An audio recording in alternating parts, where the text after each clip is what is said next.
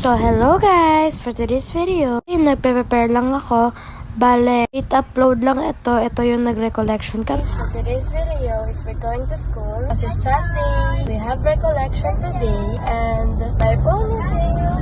So, I'm wearing white t-shirt and blue pants. So, fast forward, nandito na tayo sa school. Ayun na, papasok na tayo. Then, fast forward na. Sinundan na nila ako from school. So, ayun na.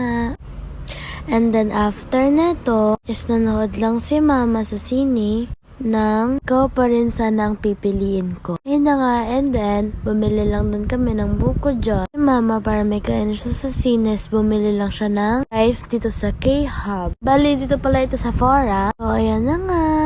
Napantay ko pa kung ano yung mas marami. So, ayun kami na siya, naghihintay lang.